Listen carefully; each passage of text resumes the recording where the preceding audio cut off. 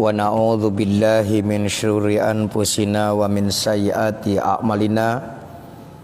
May yahdihillahu fala mudhillalah wa may yudlil fala hadiyalah.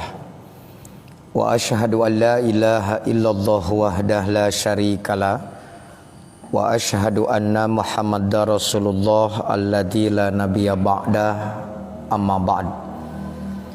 Qala Allah ta'ala fil Qur'anil Karim, a'udzu billahi minasyaitonir rajim. Wala taqulu liman yuqtalu fi sabilillahi amwat. Al-ayah. Wa qala Rasulullah sallallahu alaihi wasallam, asy-syahadah sab'un siwal qatli fi sabilillah. Al-hadis.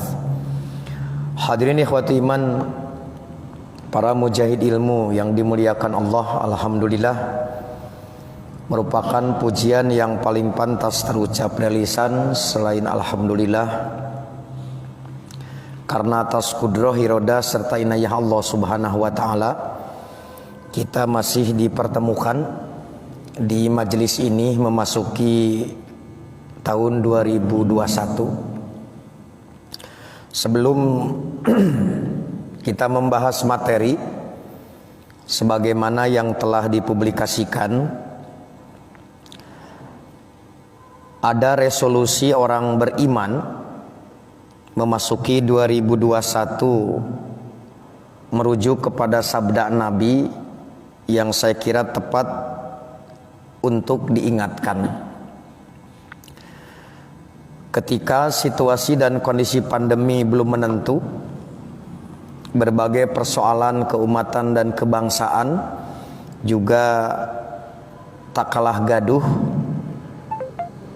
Nabi telah mengingatkan kita bersama, antara lain, inna min waraikum ayyamas sabr. Sesungguhnya di belakang kalian terdapat hari-hari penuh kesabaran.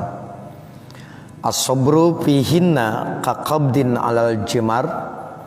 Sabar pada hari-hari itu bagaikan menggenggam bara api yang membara. Mudah-mudahan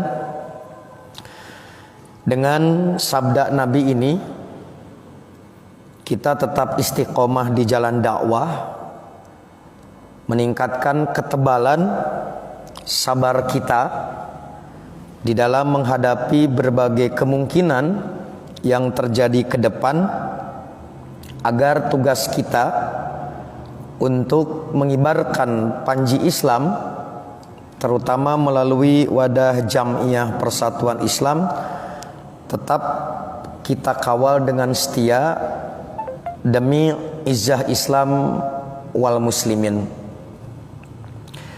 Ikhwati iman yang dimuliakan Allah, merujuk kepada petunjuk Al-Quran serta sabda Nabi di dalam sunnah, para ulama membuat rumusan pengertian dan kategori yang disebut wafat syahid.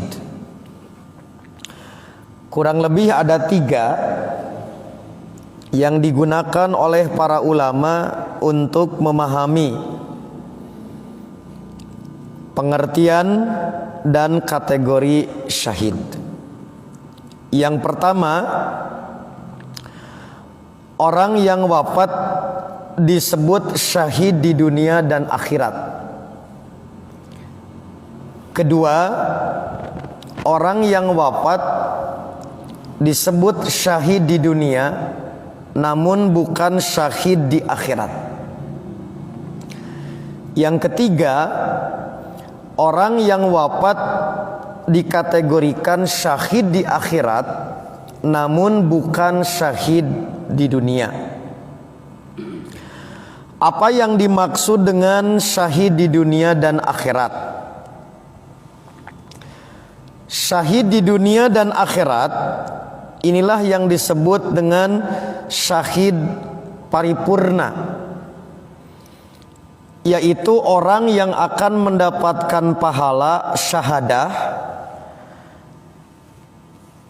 Dia dihukumi sebagai syahid di dunia dan akhirat, yaitu orang Islam yang gugur dalam perang fisik di medan perang dalam keadaan sedang maju, bukan sedang kabur, lari dari medan tempur. Walaupun ikut perang fisabilillah, tapi gugurnya itu saat meninggalkan medan tempur,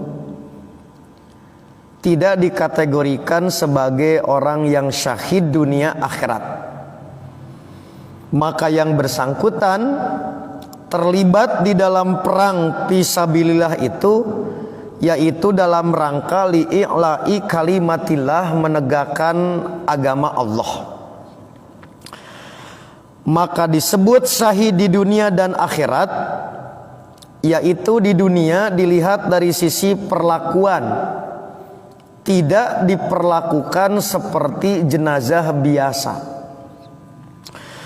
Dan inilah yang disediakan pintu khusus di antara 8 pintu surga.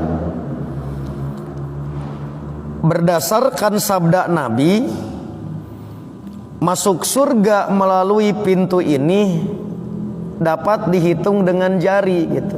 Artinya sedikit orang Islam yang akan masuk melalui pintu ini. Kenapa demikian? Karena salah satu di antara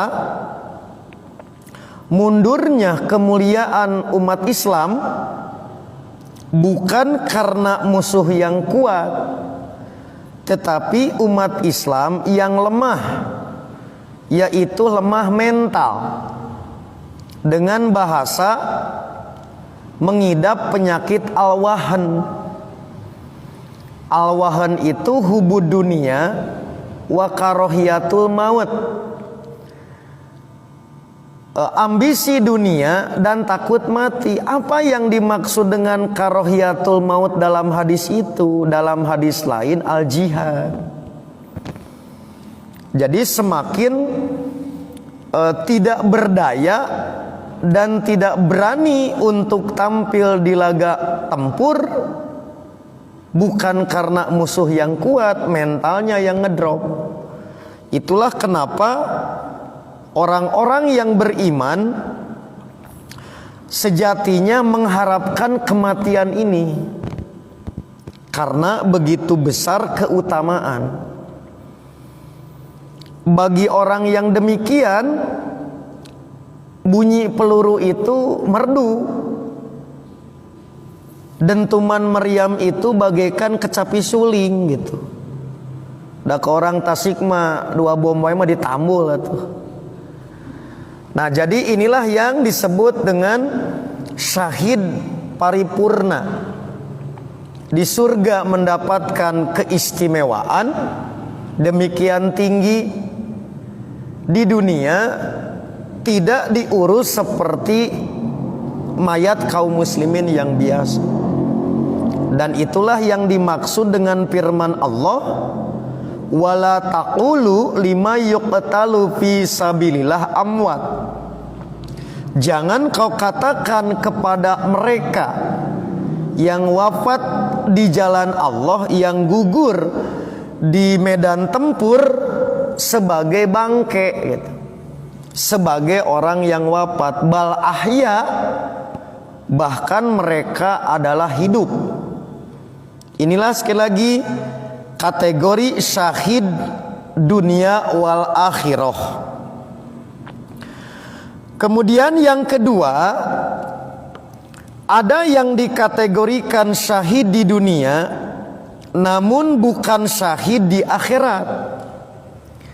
Nu ieu mah mengkol niat, jarum hate kaganggu, walaupun dia sedang berada di medan tempur.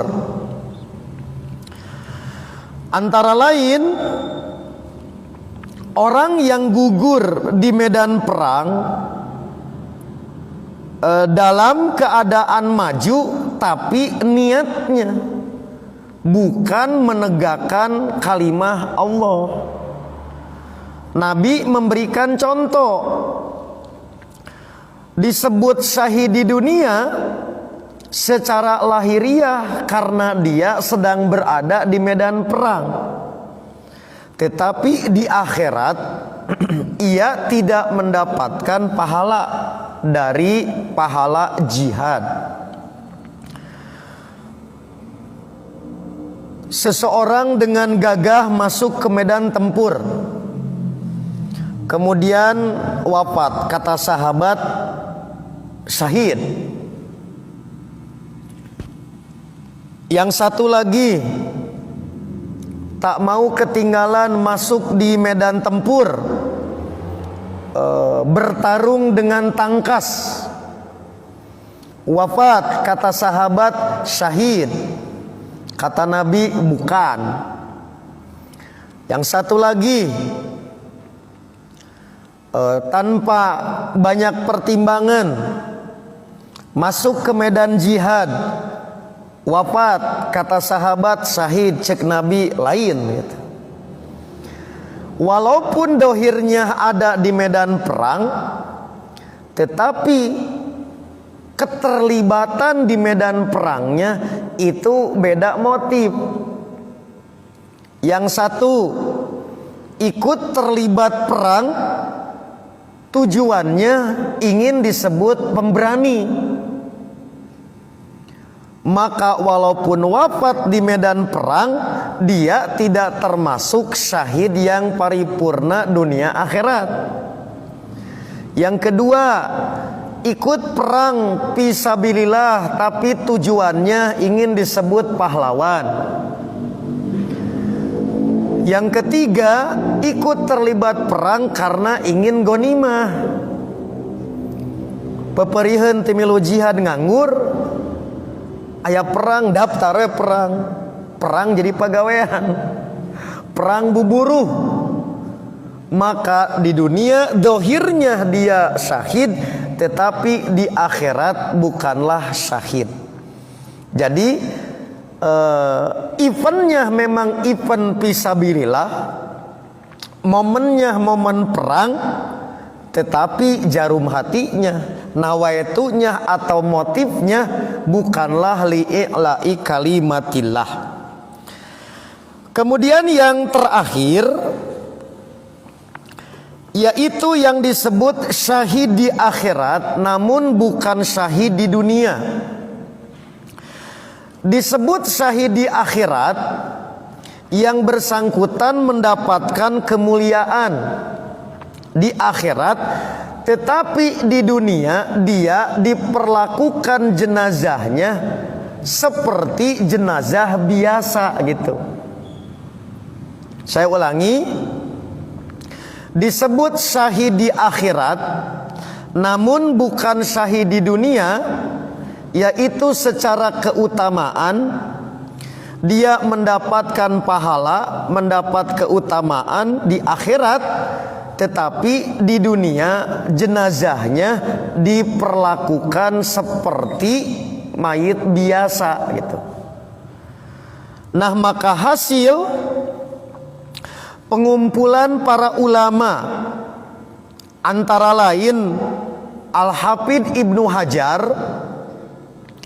orang yang wafat dikategorikan syahid di akhirat namun diurus seperti jenazah biasa di dunia, beliau menyebutnya itu bisa lebih dari 20 kejadian, 20 keadaan seorang muslim yang wafat, tetapi yang baru kami temukan langsung hadisnya ada 14. Jadi kata beliau hampir lebih dari 20, tetapi yang sahih yang kami temukan itu baru 14. Berarti PR bagi orang Tasik genep deui. Bisi urang maot ka asup nu genep hadisna can aya. Bingung. Syahid atau napi henteu lantaran hadisna can kapanggih. Oke, saya ringkaskan. 1, orang yang wafat di jalan Allah, maksudnya fi taatillah, seperti orang yang tolabul ilmi dengan bahasa man khoroja fi tolabil ilmi fahuwa fi sabilillah. Misalkan Bapak Ibu mau berangkat ke majelis taklim tijalikeuh terus maut atawa katabrak. Nah, maka wafatnya dalam keadaan fi taatillah, dalam keadaan taat kepada Allah, maka peristiwa ini, wafat yang demikian termasuk syahid di akhirat, namun bukan syahid di dunia. Jadi intinya sedang berada dalam keadaan ketaatan. Maka berdasarkan kriteria taatilah inilah berarti banyak. Maka dimungkinkan disitulah jumlahnya menjadi lebih dari 14 kalau dilihat dari macam-macam keadaan wafatnya. Tapi kalau dilihat dari sisi fi taatillah satu, walaupun ragam macamnya. Dua, orang yang wafat karena wabah penyakit, seperti orang yang wafat oleh COVID-19. Makanya bagi Anda yang hari ini sedang terserang COVID-19, sabar dan berusaha untuk terus berobat. Ditakdirkan wafat, maka masuk kategori kedua, yaitu syahid. Jadi wabah oleh kolera, istilah nabinya taun, yang pernah saya sampaikan pada saat awal pandemi.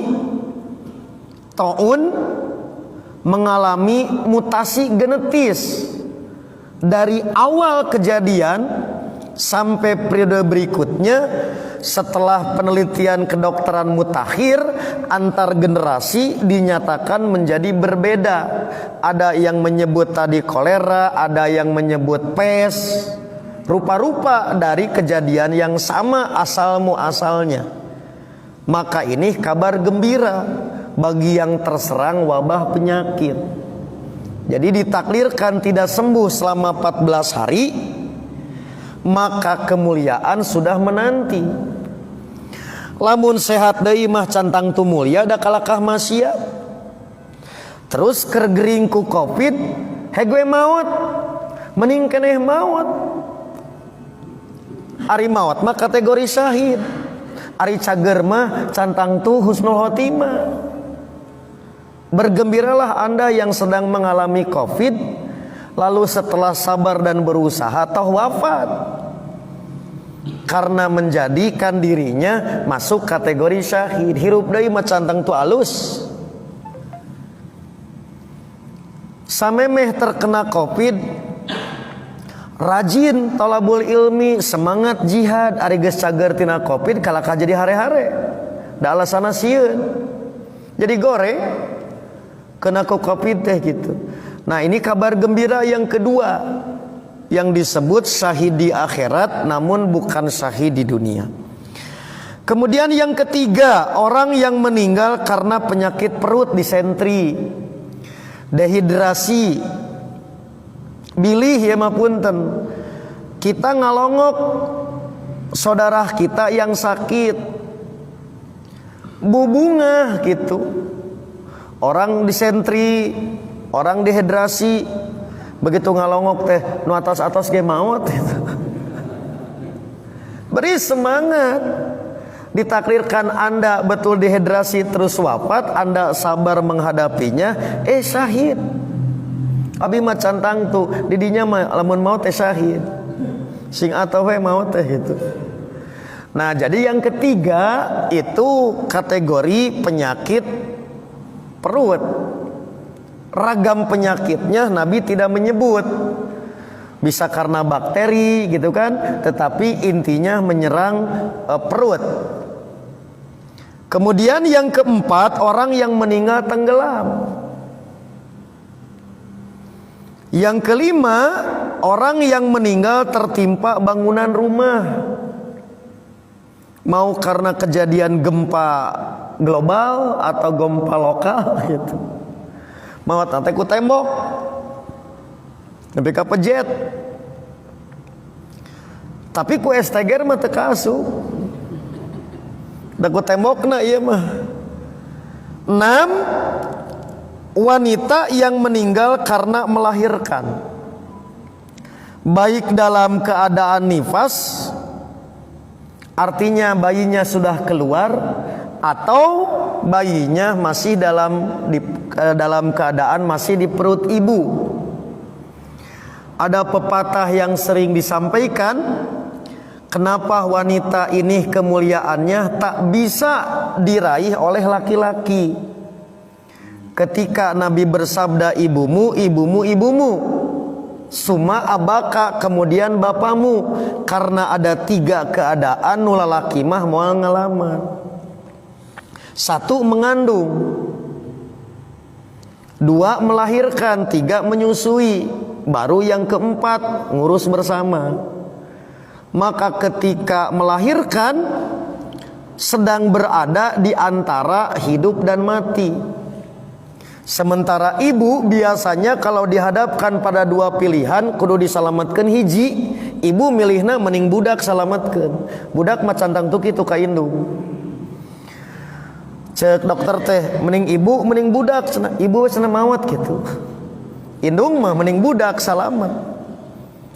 Nah itulah syahid, karena sedang menghadapi antara hidup dan mati.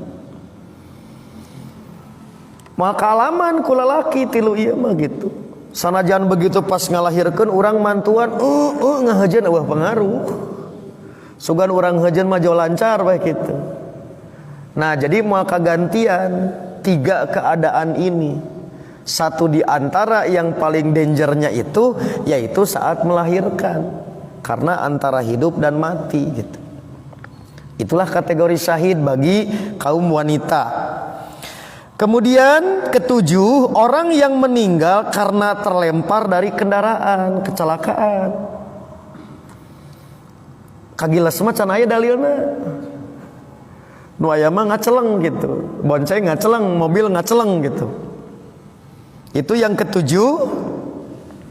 Kemudian yang ke-8, orang yang meninggal jatuh dari puncak gunung bagi yang hiking, panjat tebing gitu kan. Nah nikmat gitu.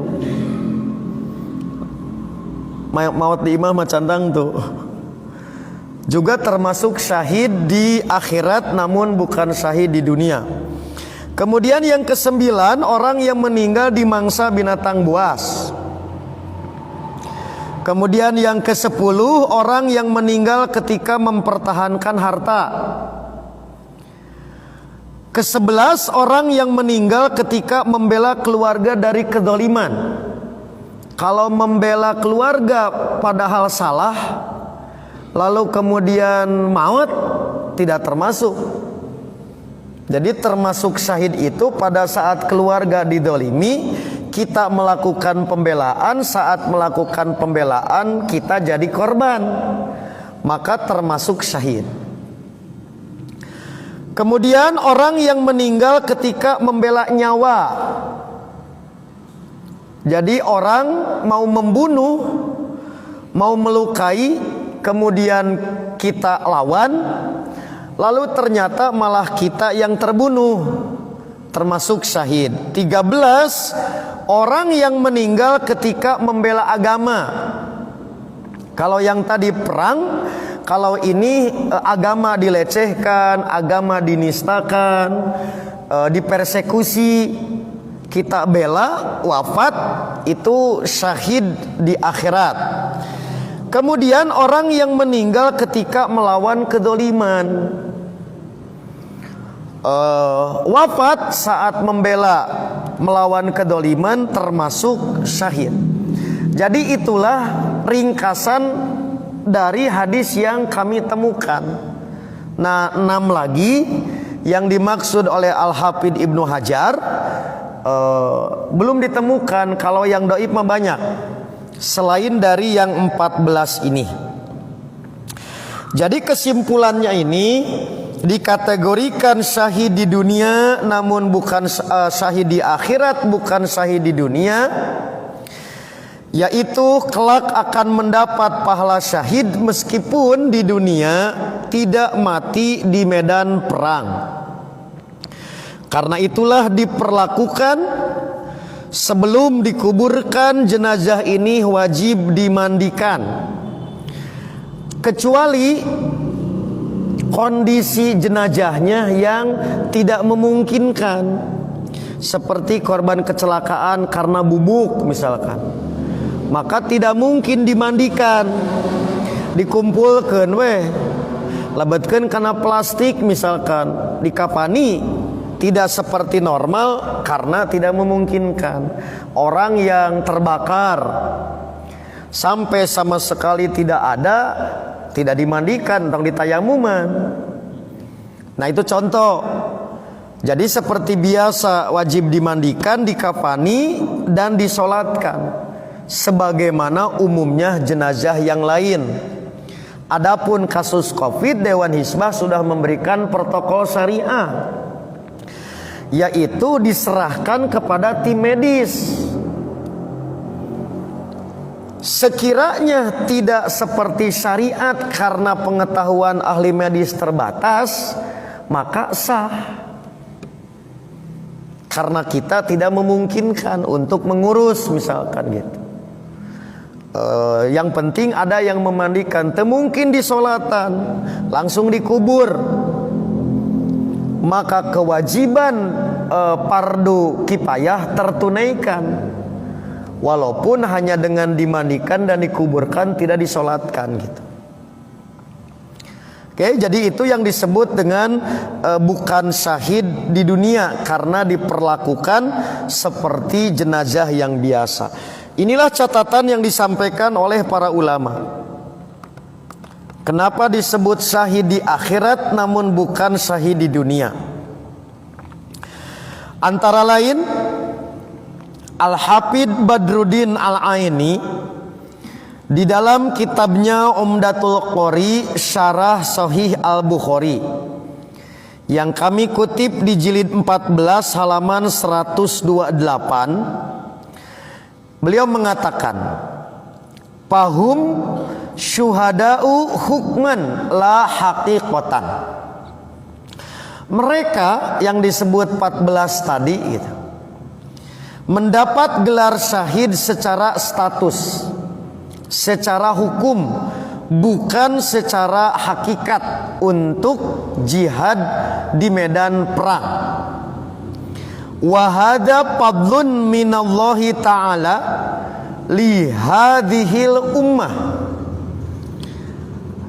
di mana Allah menjadikan musibah yang mereka alami, dan ini karunia Allah untuk umat ini, bi an ja'ala ma jaro alaihim tamhison li dzunubihim, di mana Allah menjadikan musibah yang mereka alami saat wafat sebagai pembersih atas dosa-dosa mereka, waziyadatan fi ajrihim, dan penambah pahala besar, sehingga balaghahum biha, dengan musibah yang terjadi itu mengantarkan mereka kepada derajat dan tingkatan para syuhada hakiki.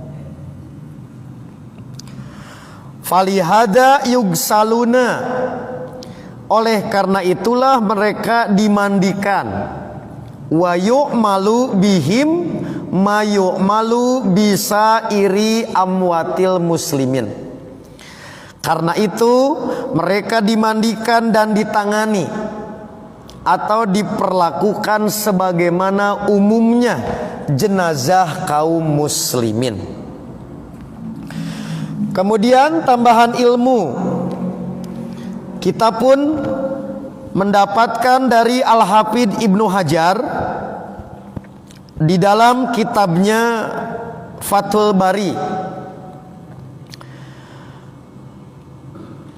Beliau menyebutkan daftar kematian yang disebut oleh Nabi dengan gelar syahid.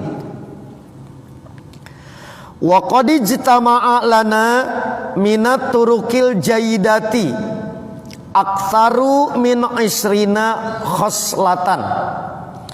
Telah terkumpul pada kami berbagai jalur yang status hadisnya jayyid, bisa dipakai hujah,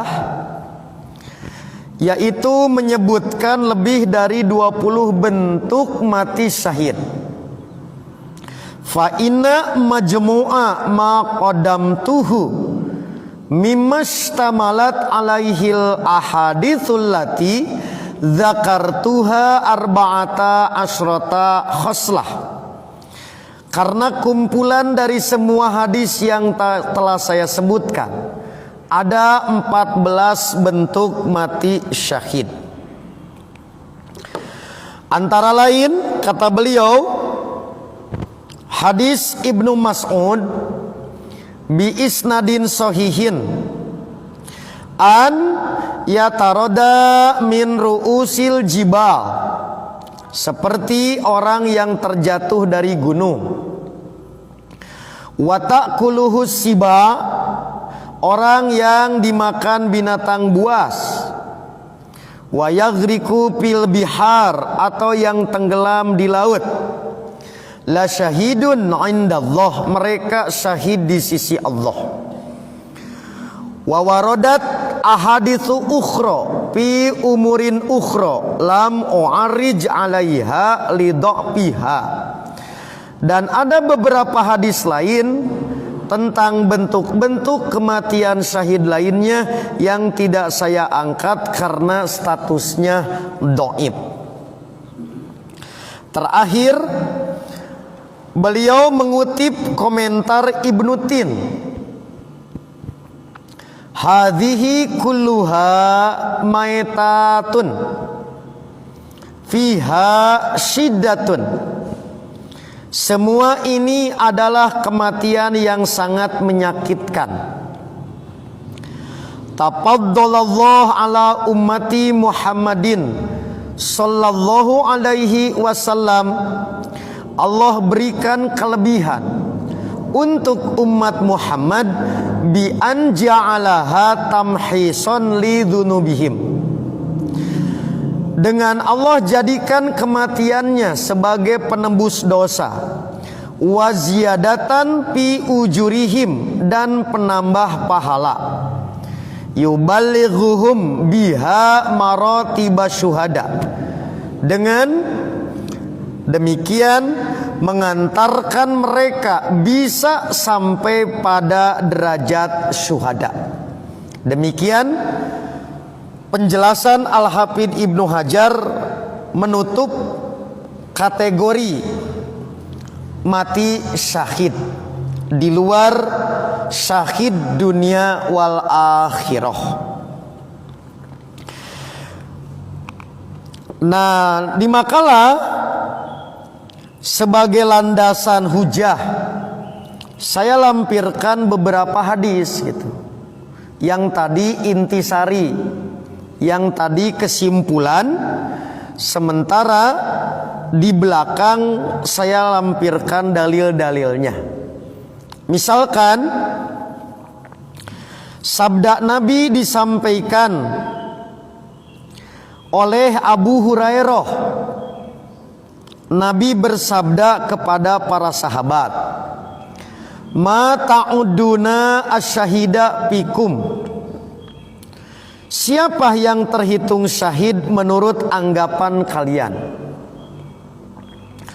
Qalu, mereka menjawab, "Ya Rasulullah, wahai Rasulullah, man utila fi sabilillah fahuwa syahidun." Siapa yang terbunuh di jalan Allah maka ia syahid. Wala beliau menanggapi respon para sahabat dengan sabdanya, inna syuhada'a ummati idan laqalilun. Kalau yang syahid itu hanya demikian, berarti syuhada dari kalangan umatku hanya sedikit. Qalu, para sahabat merespon balik dengan mengatakan, faman hum ya Rasulullah. Jika demikian, siapakah yang termasuk syahid? Maka Nabi menjawab, man qutila fi sabilillah fahuwa syahidun. Siapa yang terbunuh di jalan Allah maka ia syahid. Waman mata fi sabilillah fahuwa syahidun. Siapa yang wafat di jalan Allah, yaitu yang fi taatillah, fahuwa syahidun. Waman mata fi taun fahuwa syahidun. Orang yang wafat karena wabah taun maka ia syahid. Waman mata fil batni, siapa yang wafat karena penyakit perut, fahuwa syahidun.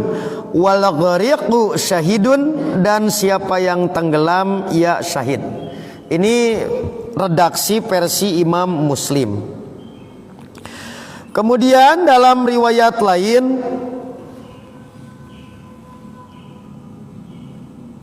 masih dari Abu Hurairah dengan redaksi asyuhada khamsatun. Orang-orang yang mati syahid ada 5: al-mat'un, al-mabtun, wal ghariqu, wa sahibul hadmi, wa syahid fi sabilillah.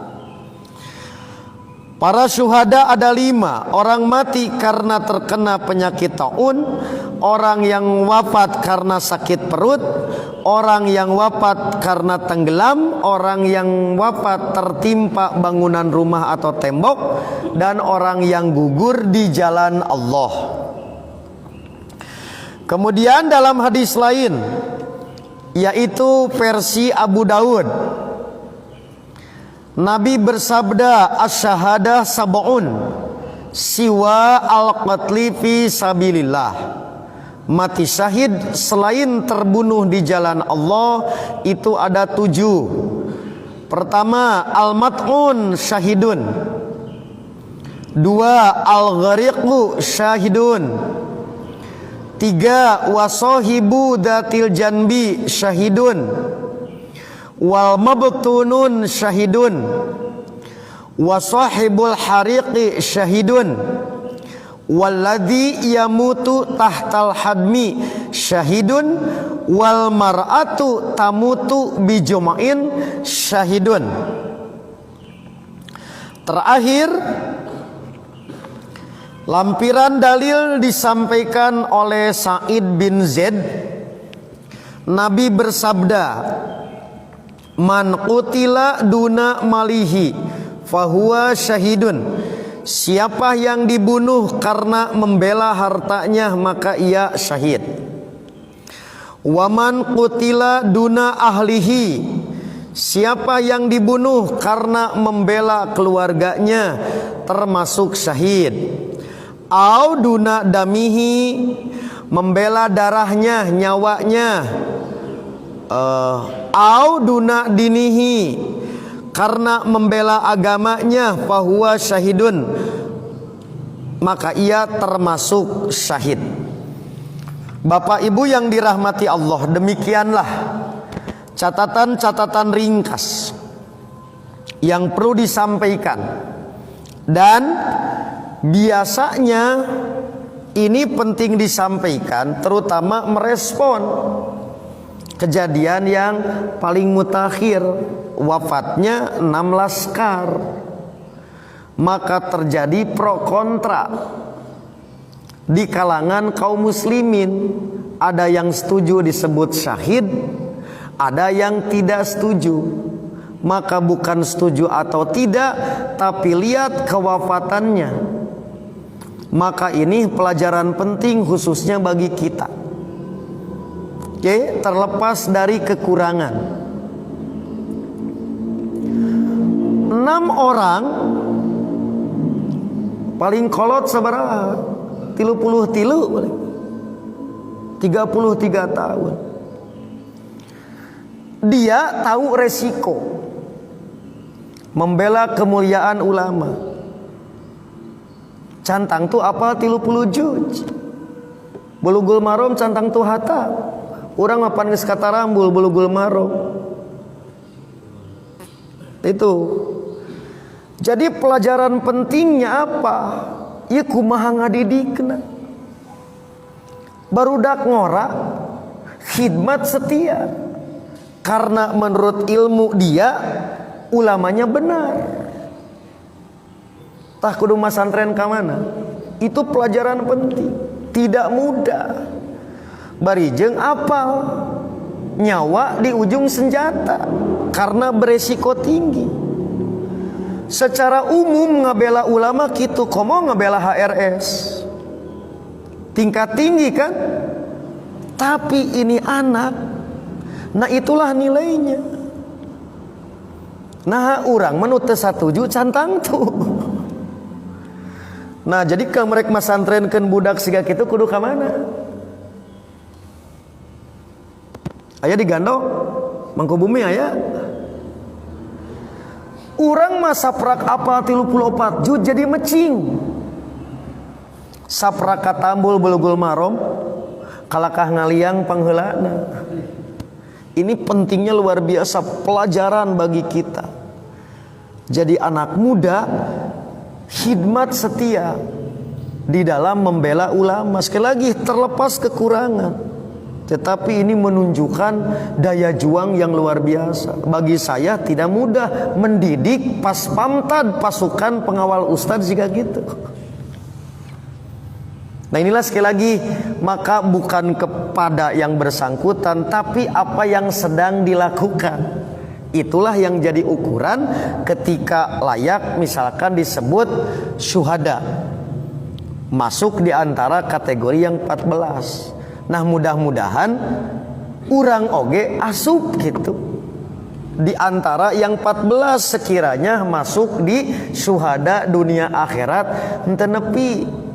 Paling tidak masih ada peluang untuk mati syahid di dalam 14 kategori. Berarti inilah yang harus menjadi pemicu agar kita lebih semangat di dalam mengelola setiap agenda hidup dan kegiatan meraih kemuliaan di hadapan Zat Maha Rahman. Saya kira demikian yang bisa disampaikan. Ada banyak waktu untuk dialog. Sekiranya ada hal-hal yang ingin disampaikan, silakan untuk diajukan. Begitu juga Bapak Ibu yang mengikuti kajian ini di tempat masing-masing, silakan disampaikan di kolom komentar.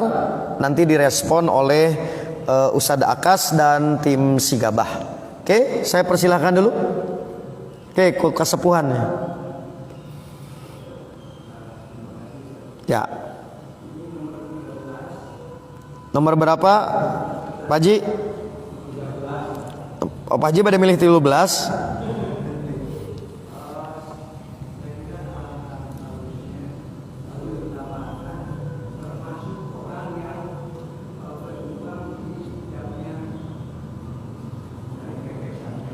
Ya.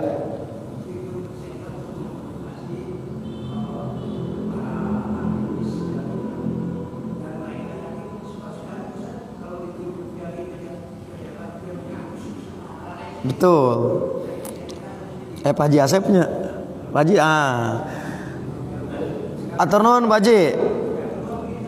Ya.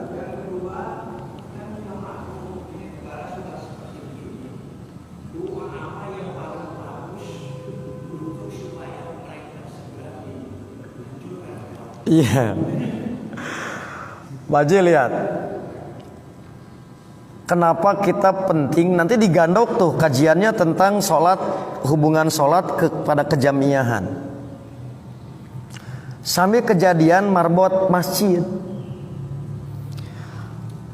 Marbot masjid wafat. ku sahabat terdugikeun ka Nabi kan, karena sahabat menganggap lah naon marbot office boy. Setelah 1 bulan Nabi bertanya, kamana Qayyim teh aya?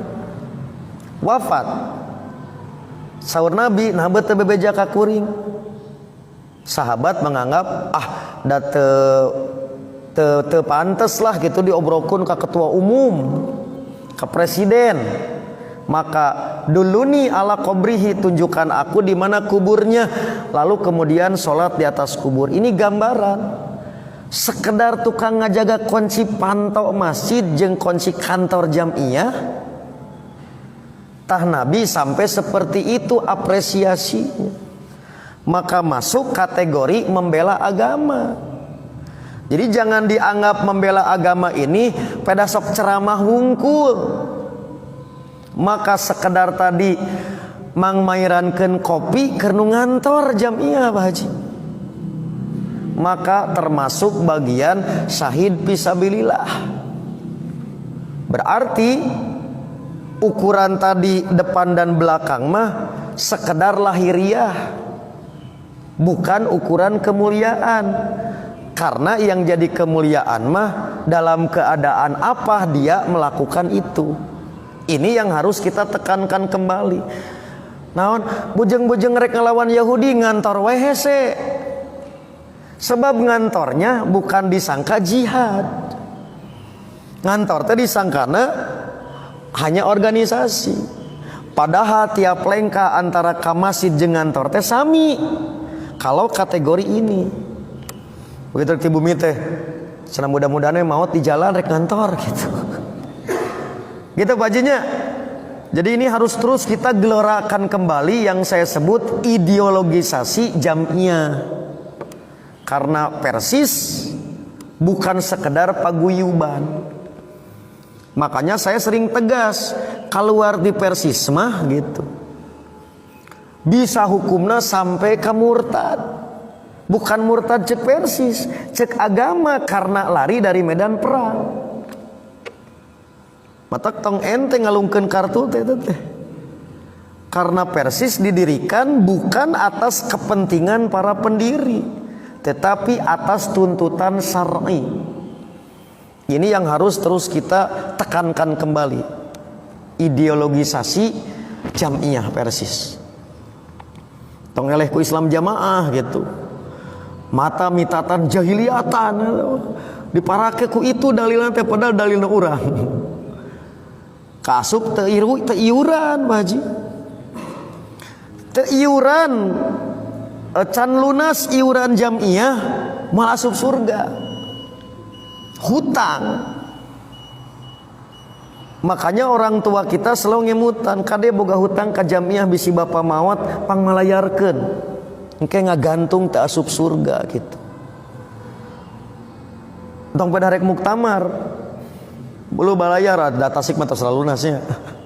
Ini juga harus diingatkan kembali. Bisi pajarkeun teh siga mayar ka organisasi iuran, padahal itu kewajiban batur maya humus 1/5 tina pendapatan.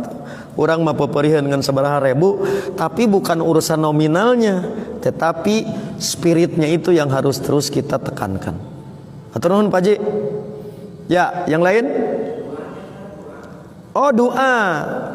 Tenang Pak Haji, itu mah doa sapu jagat. Gini. Oke Pak Haji. Jadi tetap pilihan doa yang pertama itu harus doa berubah. Karena Allah zat yang mampu berkuasa membulak-balikan hati. Inilah yang diingatkan oleh Fudel bin Iyad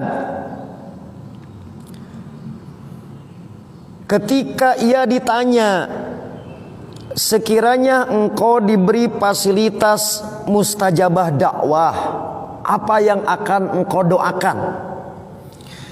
Maka fasilitas ijabah doa akan aku gunakan untuk para pemimpin. Kenapa Anda gunakan untuk pemimpin? Bukankah lebih baik untuk Anda? Kata Fudel bin Iyad, jika aku baik dampaknya letik, tapi kalau pemimpin baik dampaknya ke publik. Berarti entong bosan heula ngadoakeun sing sadar lain sing maut. Sing sadar. Dua, sekiranya pemimpin tidak berubah dari kedolimannya, maka paling tidak kita jangan terkena imbas dolimnya. Itulah yang diajarkan dengan doa Allahumma inni a'udzubika min imarati sibyan wasufaha. Ya Allah, aku berlindung kepada Engkau dari ipek buruk pemimpin kekanak-kanakan dan safi.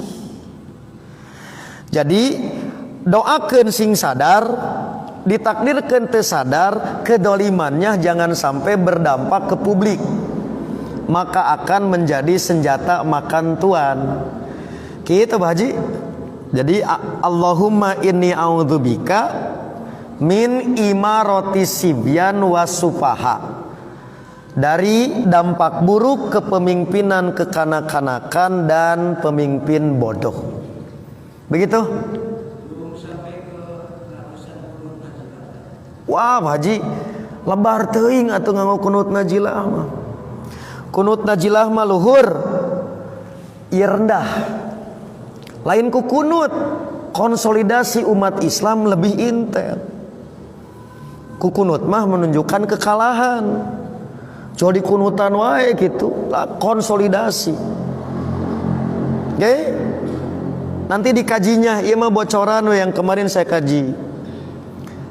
Penting pelajaran falsafah singa melawan 3 banteng. Ini sedang terjadi. Jadi jangan kunut, tapi para banteng harus semakin sadar. Singa merasa gagah karena punya cakar dan taring. Dia harus memangsa, tetapi 3 banteng solid. Rek ngarekeb nu ieu nu bodas tubruk nu hideung. Rek ngarekeb anu hideung tubruk nu beureum. Solid. Hampir-hampir mati kelaparan. Maka sang singa ganti strategi, yaitu dilakukan pendekatan atas jaminan keamanan. Maneh entong pipilueun, saya rek ngarekeb banteng bodas, maka Anda berdua aman. Dikerekeb cari cing we kitu. Banteng bodas nalika di dahar ku singa, maka memperhatikan bagaimana singa mencabik-cabik. Padahal saat singa diberi peluang memakan banteng putih, hakikatnya banteng hitam dan merah sedang menunggu giliran. Inilah yang sedang terjadi. Jadi tangku kunut najilah konsolidasi, sebab banteng hampir saja mati kelaparan karena tidak berhasil. Kita dipecah. Nah, itulah kunut lapangan, bukan kunut doa. Kita Pak Haji, ya. Gimana Pak? Nomor 7.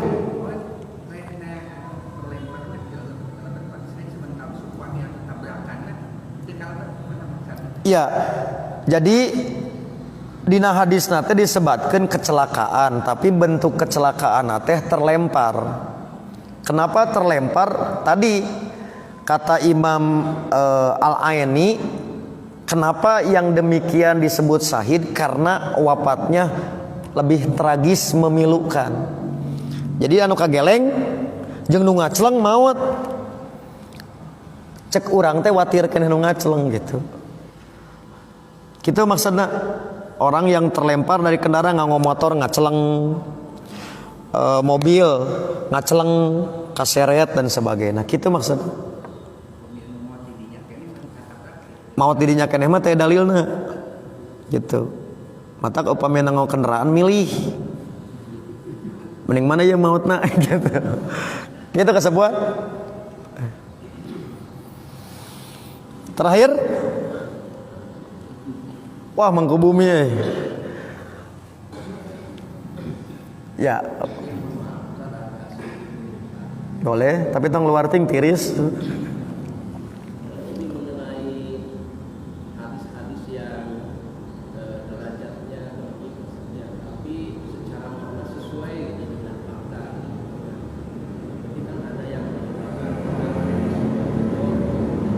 Kuma ada yang menyatakan non? Ada yang menyatakan seperti misalkan hadis istighfar menjaga kata-kata dan kemudian banyak kemudian yang berhubungan dengan masalah keadaan situasi zaman dan pemimpin. Nah, seandainya betul hadis itu doi, apakah bisa dipakai untuk menjelaskan kepada umat bahwa benar apa yang disampaikan Nabi itu ternyata terbukti di dalam sejarah. Ya ya. Terima kasih atas pertanyaan. Yang pertama Wilujeng mengemban amanah deh. Yang kedua, inti masalah kedoipan itu justru ada di nisbat, bukan di konten. Nisbat kepada nabinya. Oleh karena itulah, ketika yakin berdasarkan kaidah ilmiah hadis itu dhaif, tapi isinya cocok, itu namanya cocok logi. Maka yang tidak boleh itu justru cocok logi. Oleh karena itulah, maka para ulama memberikan solusi. Satu, sekiranya hadis ini kita dapatkan tetapi dhaif, paling tidak jangan menisbat kepada Nabi. Ulama menyebutnya ada riwayat. Dengan menyebut ada riwayat berarti kita tidak memastikan. Ruwiya, nah bahasa ruwiya itu bahasa solusi. Karena dengan menyatakan ongkoh dhaif tapi Nabi bersabda gitu, berarti khawatir masuk kepada man kadzaba alaya muta'ammidan. Satu, ruwiya. Yang kedua, ada nasihat atau hikayat. Jadi dua solusinya. Karena kedoipan bisa dipastikan bukan dari Nabi, maka dengan ruwiya dan hikayat atau ada nasihat. Begitu Ustaz solusinya. Karena sekali lagi beratnya itu justru menisbat kepada Nabi yang menjadi berat. Di dunia halus cocok, di akhirat tanggung jawab. Cek Nabi teh teuing da kuring mah teu bersabda kitu teh eta nu berat. Oke ya. Jadi dua saja itu yang digunakan, ruwiya atau paling tidak kita sebutkan rujukan kitab. Contoh di Ibnu Katsir, hasibu qabla antuhasabu, bukan sabda Nabi, dipakai dalil tahun baru. Itu cocok logi teh gitu. Nah, ternyata kaul Umar ada yang mendoibkan, dipakai rujukan oleh kita, yaitu ada hadis Umar bin Khattab menasehati tentang muhasabah, bukan akhir tahun, sebagaimana dikutip oleh Ibnu Katsir. Jadi nisbatnya kepada para ulama. Itu jalan terakhir daripada diudag di mana cenah hadisna teuing. Nah, aya Ibnu Katsir. Itu minimal ada sandaran rujukan, bukan kebenaran hadisnya, tetapi ada ulama yang menggunakan gitu. Adik itu mah di mana hadisna? Dina Duratun Nasihin kan paralsu eta mah. Kitab Duratun Nasihin mah paralsu. Nah, paling tidak ada ulama yang muktabar dipakai rujukan. Disebutkeun we lah kitabna. Paling alus hadisna rek khutbah Jumat. Begitu beres khutbah turun dina mimbar Ustaz sia dhaif hadisna gitu. Nah, tina Ibnu Katsir abdi mendakan atawa tina rawahu Imam Al-Maraghi gitu. Aya dina tafsir Al-Maraghi itu minimal nisbah. Tah eta mah jalan terakhir pisan. Kitu Ustaz. Sudah ya, cukup ya. Ya, saya kira demikian. Terakhir asli.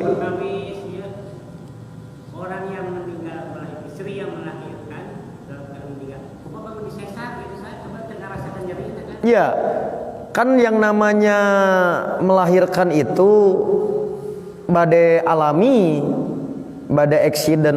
Nabi tidak menyebut pokoknya mah nuju melahirkan gitu. Badai keguguran, badai lancar atau keluar, badai disesar sami. Karena keadaan sedang melahirkan, teknisnya Nabi tidak menyebut. Begitu. Karena ini teka aja lahir. Naon naik motor dibonceng. Aya gijelegan, jol lahir. Maka moal aya nu lahir bukan pada waktunya gitu. Teknisnya itu ikhtiar manusia bisa berbeda-beda. Saya kira demikian. Untuk sementara yang bisa disampaikan, insya Allah nanti bertemu atau juga live streaming pada Jumat. Karena kondisi AHC sedang dibatasi ya, sedang dibatasi kuota oleh Satgas Covid. Kita tidak ambil resiko dalam konteks penyebaran, maka mengambil tempat yang memungkinkan, tempatnya di Gandok ya. Nanti pada Jumat itu juga mengambil tentang persoalan kejamiahan yang berkaitan dengan ideologisasi untuk terus kita perkuat. Demikian yang bisa disampaikan. Mudah-mudahan menjadi tambahan ilmu yang bermanfaat, dan mohon maaf atas segala kekurangan. Aqulu qouli hadza wa astaghfirullaha li wa lakum. Wassalamualaikum warahmatullahi wabarakatuh.